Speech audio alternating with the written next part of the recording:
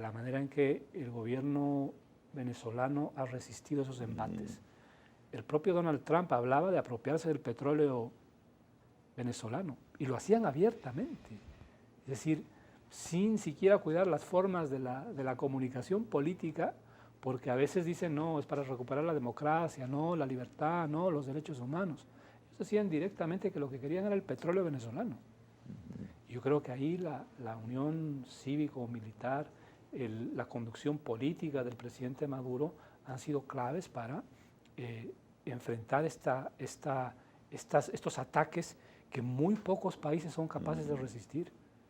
En tremenda situación, además violando, como decía, los principios y los propósitos de la Carta de las Naciones Unidas. Allí no estamos sacando el manifiesto comunista o un panfleto de ninguna índole. Ni siquiera cumplen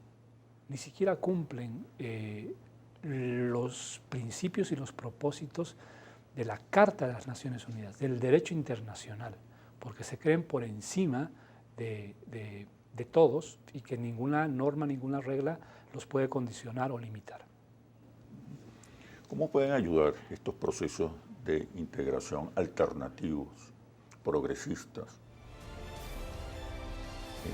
en la consolidación de los gobiernos populares, los gobiernos progresistas en América Latina? Pero me responde, por favor, cuando regresemos a los comerciales.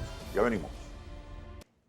Estamos conversando con Sacha Llorenti Solís, secretario ejecutivo del ALBA TCP.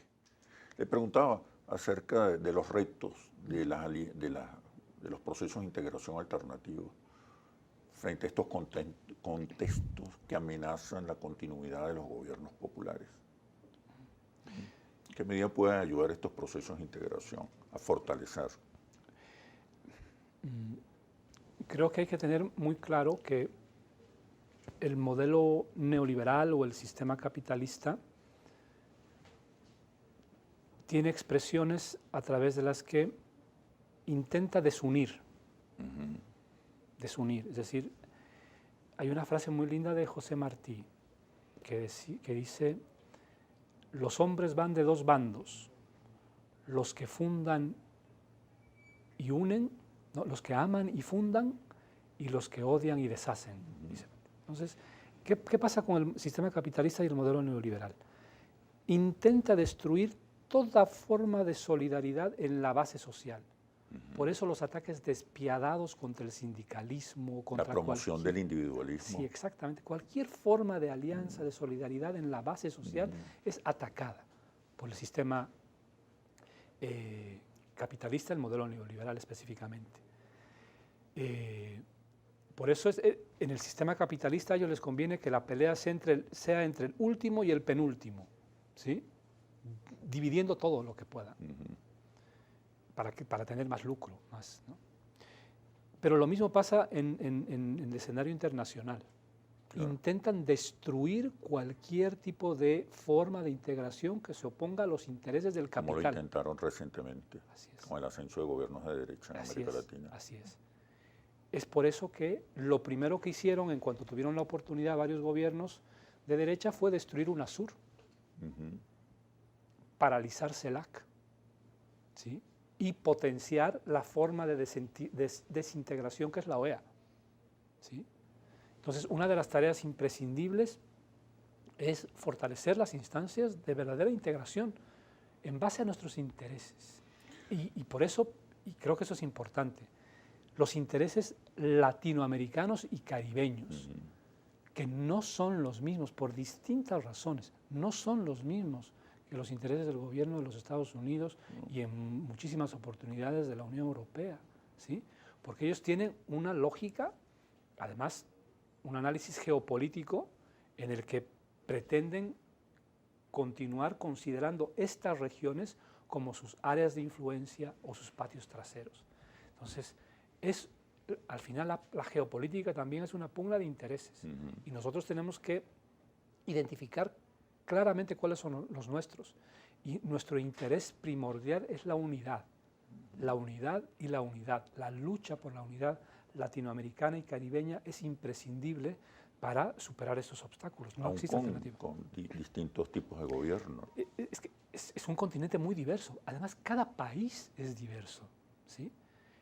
Yo estoy aprendiendo a conocer a la hermosa Venezuela y veo una diversidad geográfica, cultural. Lo mismo pasa en Bolivia.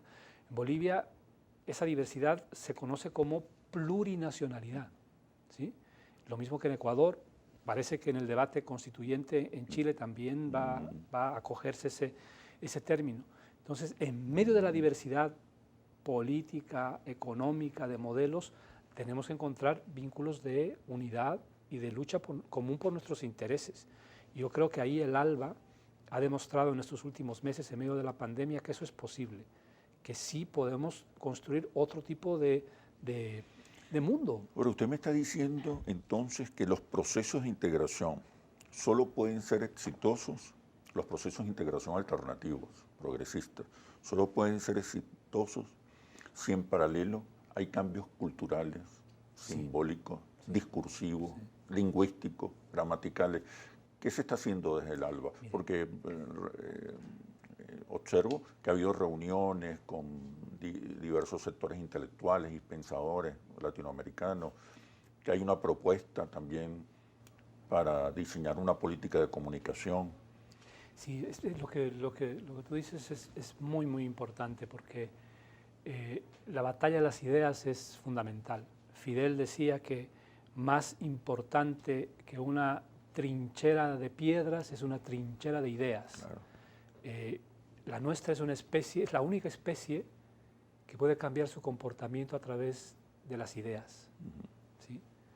Puede utilizar un cuchillo para cocinar o puede utilizarlo para asesinar. ¿Sí?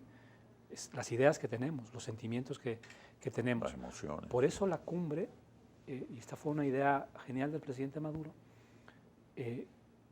se realiza en el marco de la conmemoración de Carabobo. Porque tenemos que recordar que nosotros venimos de esas luchas. Nuestra lucha es la misma lucha de Bolívar, la lucha por la independencia, por la soberanía, por la unidad, ¿sí? Entonces, al conmemorar en el marco de la Cumbre del ALBA a la batalla de Carabobo, estamos conmemorando y recordando que esas mismas batallas son las que estamos librando ahora. La misma batalla de Bolívar, de Martí, de Sandino, de O'Higgins, de San Martín, de Bartolina Sisa, de Túpac Katari, pero ahora con una nueva generación de líderes que son los que han creado el ALBA. Me refiero a Fidel y a Hugo Chávez, a Evo Morales, a Rafael Correa, pero ahora con una casi una tercera generación de líderes que están enfrentando los mismos desafíos.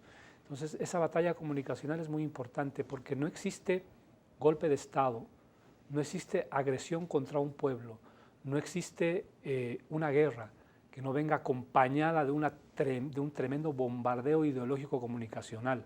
¿Sí? No se puede entender la invasión contra... ¿Cómo resistir esos bombardeos culturales, simbólicos, lingüísticos? Es lo cotidiano. Yo creo que es lo que estamos haciendo en esta conversación. Es hablar permanentemente con la gente, es recordar, es contar estas historias, es construir un espíritu crítico muy relacionado con la historia. Fidel decía que la revolución es sentido del momento histórico, sentido del momento histórico. Tenemos que saber en qué momento histórico estamos, qué desafíos enfrentamos y cómo los vamos a superar. De qué manera nos unimos más, cómo identificamos.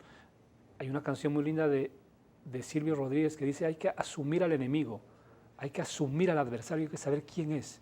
Y nuestro enemigo, nuestro adversario es el modelo neoliberal, es el sistema capitalista, es el imperialismo. Esos son nuestros verdaderos adversarios. Y la construcción de una conciencia colectiva en esa dirección es difícil, pero yo creo que lo que ha pasado, lo que está pasando aquí en Venezuela, lo que pasa en Nicaragua, lo que pasa en Cuba, lo que pasa en Bolivia, nos da muchísimos ejemplos y mucha esperanza, porque hay un resurgimiento de estos sentimientos en toda la región. Y hemos tenido épocas muy buenas y yo creo que estamos retornando a esos momentos. Sí, sí. Las movilizaciones sociales. Ahora, lo que uno observa es que buena parte del discurso de las fuerzas progresistas, revolucionarias, populares, buena parte del discurso está usando los códigos, las gramáticas, los símbolos de otras épocas que no logramos desatar los nudos simbólicos y lingüísticos de la década del 60, del 70. Sí. Hay un discurso, unas narrativas fuertes, contundentes, pero que no convencen a la mayoría de los ciudadanos. ¿Qué se puede hacer en ese sentido? Y quisiera, en este bloque próximo, que habláramos un poco de qué se hace desde el ALBA para enfrentar las medidas coercitivas unilaterales. Pero una vez que regresemos a los comerciales, ya venimos. Conversamos con Sacha Sergio Llorenti, secretario ejecutivo del ALBA TCP. Le preguntaba sobre las nuevas gramáticas, los nuevos símbolos. La lucha política es fundamentalmente una lucha simbólica, una lucha lingüística, una lucha de ideas y emociones. Y observo que muchas de las iniciativas progresistas aún no logran renovar los códigos para convencer, persuadir, movilizar, entusiasmar a las mayorías. Y nos concentramos en los convencidos, en las bases sociales convencidas que ya nos siguen. Sí, ese es un gran desafío. Es un enorme desafío que solamente se puede resolver en la práctica cotidiana y en la búsqueda de distintos tipos de pedagogía para explicar lo que sucede. Lo que pasa es que nos han querido llevar, a través del modelo neoliberal, a una democracia, no una democracia participativa, sino una democracia de espectadores, una democracia de consumidores, una democracia en la que existe una competencia por la atención de la gente. Y para llamar la atención de la gente se hace lo que sea, ¿sí? Además de la inmediatez, de que en 30 segundos a través de TikTok puedas decir todo. Y de manera muy superficial. De una manera muy superficial y además simplemente apelando a las emociones y no al pensamiento. Ustedes se han planteado esa tarea, ¿no? El terreno comunicacional. Sí, es una batalla imprescindible. Fundamental, sí, es imprescindible y es cotidiana y es conjunta porque es imprescindible contar y trabajar con la gente las formas de liberación. Y ese continuará siendo un gran desafío, porque a través de las redes sociales nuestros teléfonos saben más de nosotros que nosotros mismos. Saben qué nos gusta, qué necesitamos. De nuestros secretos, todo, de nuestras profundidades. Todo. Claro. Pero y al mismo tiempo no solo saben, tienen la capacidad de manipular nuestras emociones. O influir. Sí. Y eso va creciendo. Lo que ahora se sabe será 1000 veces superior en 10 años. Hay que prepararse para todo eso. Los procesos progresistas en el terreno económico se plantean en alguna medida alianzas con el capital. Reconocen el rol protagónico del capital para el desarrollo de la economía, para el desarrollo de las fuerzas productivas. ¿Es posible en el contexto de América Latina alianzas con las burguesías locales, tomando en cuenta que a veces se comportan de una manera más conservadora, reaccionaria que el propio imperialismo? ¿O hay que comenzar a formar una nueva burguesía nacionalista, patriota, comprometida, solidaria? Yo creo que en el plano ideal eso sería muy importante, es decir, tener una, no sé si llamar la burguesía, pero sí una clase emprendedora. Pero esos términos son hasta engañosos. Porque la historia nos demuestra, y ojalá que en algún momento eso pueda demostrarse de otra manera, pero que nuestras burguesías no tienen, y esto estoy repitiendo la frase de un boliviano muy conocido, René Zabaleta, un intelectual boliviano que decía, no tienen patria, tienen bolsillos. ¿Sí? Y me pongo a pensar en la profundidad de esa frase, ¿no? Que no tienen patria, solo tienen bolsillos, solo tienen intereses. Entonces, ahí hay un tema central. Ojalá hubiesen empresarios, patriotas. Aunque hay una reflexión, yo he observado en algunos sectores empresariales una reflexión tendiente a asumir compromisos sociales, a asumir tareas de responsabilidad social y a entender la necesidad de reformas.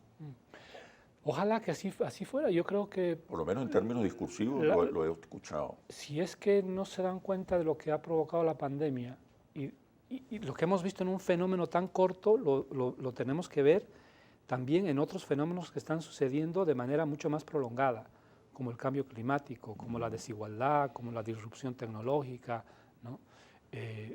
Si es que no se entiende eso, entonces su visión es cortoplacista y meramente de acumulación de riqueza en corto tiempo. La historia nos demuestra lamentablemente que nuestras burguesías son muy tendientes a la traición a los intereses nacionales, a aliarse a los invasores, a aliarse a los que agreden. Eso es una práctica que la he visto en Bolivia, sí. En muchos de los escenarios. Ojalá que hubiese un sector empresarial que apueste por lo suyo, que reconozca que mientras haya desigualdad todos perdemos. Todos perdemos. ¿No? ¿Qué se está haciendo desde el ALBA, y ya para terminar, para enfrentar, contrarrestar las medidas coercitivas unilaterales? Estas medidas... Que afectan a buena parte de sus miembros. Sí. Tres de nuestros miembros están afectados por estas medidas que son, reitero, violatorias del derecho internacional, violan los principios y propósitos de la Carta de las Naciones Unidas, constituyen crímenes de lesa humanidad, son un castigo colectivo, que si viviésemos en un mundo en el que el derecho internacional se respetase, entonces los responsables de la aplicación de estas medidas deberían ser procesados en la Corte Penal Internacional. Lo que hace la alianza es, por supuesto, además de la denuncia pública, algunos mecanismos de carácter económico, comercial, para superar esa difícil situación. Pero yo creo que la alianza en este tema ha dado una lección muy importante, porque se decía que si es que no era las condiciones económicas o no era el petróleo venezolano, sin eso la alianza iba a desaparecer inmediatamente. Se ha demostrado absolutamente lo contrario, porque lo que nos unen son principios, lo que nos une son valores, lo que nos une es el gran desafío heredado de nuestros libertadores de la construcción de una sociedad más justa y más humana, libre, independiente y soberana. Y bueno, continuaremos en esa travesía. Bueno, muchísimas gracias, señor Llorenti, secretario ejecutivo del ALBA TCP. Tienes poco tiempo en Venezuela, ¿no? Vivo desde enero aquí en Venezuela y estoy realmente muy contento. No solo que la ciudad y su clima son preciosos, sino que la gente es muy amable. Los venezolanos son muy solidarios. Muy solidarios, muy gentiles. Increíble. Sí. Pero muchísimas gracias por este análisis situacional. Espero verlo por acá muy pronto, de nuevo. A las órdenes. Les recuerdo nuestros nuevos horarios. Domingos, 11 de la mañana y 8 de la noche, y los lunes a las 8 de la noche. Por favor, visite nuestra página web interlaces.net y nuestro canal YouTube Análisis Situacional. Los espero en un próximo análisis situacional por Globovisión, el canal de la paz y la reconciliación. Hasta pronto.